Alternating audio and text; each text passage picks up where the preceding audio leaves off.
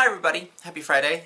We're finally in September. It's so great to be here because hopefully this year will get over soon and we'll get on to the next one. Although the time is going really fast right now, it feels like just yesterday we just started 2017 and we're almost already done with it, and it's kind of spooky. The weather is definitely better. I don't like the heat, and now it feels a little bit cooler outside and I can sleep better.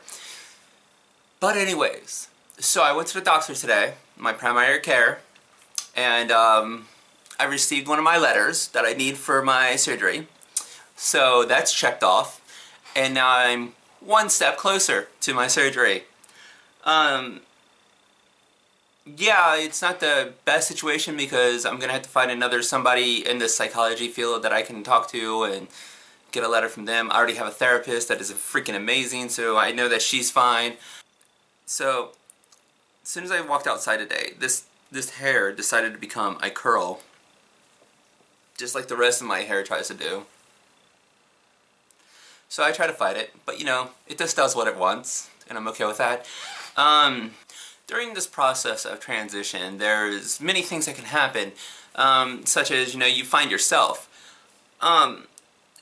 When I was growing up, in the back of my mind, I always had like this image of who I really was, and you know, I don't really believe in religion. I don't pray or anything like that, but I would actually sit there like before bed and sit there and be like, please, if you are out there, please help me out. So growing up, I always had like an image in the back of my mind of who I really was. And you know, there was many times that I wish that something would happen to correct who I was, and I didn't know how to go about it. I didn't know what being transgender was back then. I had no idea, and all these thoughts kept on coming through my mind. I just dreamt about who I really was. Then, you know, I finally get to the point where it was pretty much life or death. Like, I either move forward with it or game over. So I went ahead and I took that first step. And, you know, my sister was with me the first day. I went and picked her up. We went to my appointment. She was right there with me. We went to the pharmacy afterwards. We got my medication. And I sat in that car and took my first medication right there because I was just so excited to get it starting. The first thing that I noticed when I started my estrogen and spiralactone is facial features, like around the eyes and stuff like that. And then I started noticing around here. You know, and then after that, I started noticing how the fat on the body would change. It goes to different areas.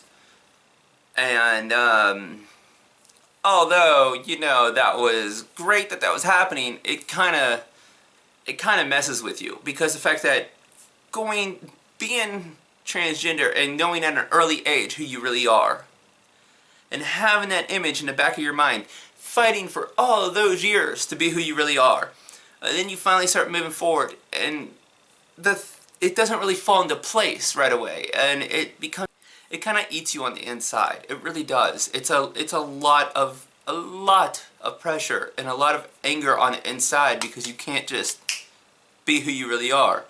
Of course, there's people out there that never have to experience this. Just like there's some things that I never will experience that other people are going through that are hard. So I'm not saying that it's harder than anything else that anybody else experienced. Don't get me wrong. It's just one of the harder things that I've had to experience. And, you know, I went through so many years of fighting myself and trying to be who everybody else wanted me to be. And being that person, lying to myself, and showing myself and fighting to be that person for everybody else. And finally, I broke. And that's fine. You know, when you start it, though, I don't really want to say come out, but when you finally come to terms with it, and you start explaining to other people that this is who you really are, and this is what you're trying to do, you know, you have people that leave. You have people that stay. You have people that get upset with you because you're starting to focus on yourself instead of focusing on them. that's always been a battle for me, is because I've always been there for other people. And when I started actually focusing on myself and being a little bit selfish about my time for myself, that's when I really started losing people.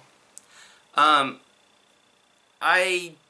will not be a doormat for anybody else ever again. I was that so many years of my life. You know, people would just walk all over me and just kind of use me when they needed me. And that will never happen again, because I'm finally becoming okay with who I am. I think the whole reason why I did that is because that was part of my personal experience, that, you know, I didn't know who I was. So all that I knew is that I like to make other people happy, so that's what I did. Did I have any direction in my life at that time? No, I had no idea what I was doing. You know, at one point in time, I went to a local university, then I went to the Army, then I went to another university, then I got recalled for active duty to be deployed, then I went to another university. It was back to back, just trying to find out who I was. Just like all the jobs that I've had in my life. I would go to a job and I would be there for so long until I connected with somebody, and then like I would slowly start to, you know, loosen up and act like myself and kind of let who I really was out a little bit. Then there'd be like a conflict or something like that, and I didn't know what else to do. So I walked away from a job. Because I became terrified that I actually showed myself to somebody, because I always knew what I was told back when I was in school and stuff. This is a battle that many people have to go through, and it's not good at all. It's absolutely terrible. I will tell you that firsthand. It is freaking terrible. There is nobody that deserves to be put off or being told that they're a burden, because when you're in a position where you fight who you are to make everybody else happy, you lie to yourself, and you're this person that everybody else wants you to be, and then you finally come to that term of, hey, I want to finally be me. And then people walk away from you. That's the kind of problem. Not the person that is transgender, not the person that is dealing with something in their life, not the person that wants to move to, you know, Hawaii, not the person that wants to get a job in Colorado. No, they're not the problem. They're trying to better themselves. It's the people that decide to blow up and make it about themselves. And that's just something that aggravates me so much. Please do not forget to like, share, subscribe, comment. Then also, if you have any ideas that you would like me to do a video on, like, you know, on the topic of being transgender, or if you want to do another video about how-tos, so me make another funny little fun time video, let me know. I will so do that, and for now, I will talk to you later.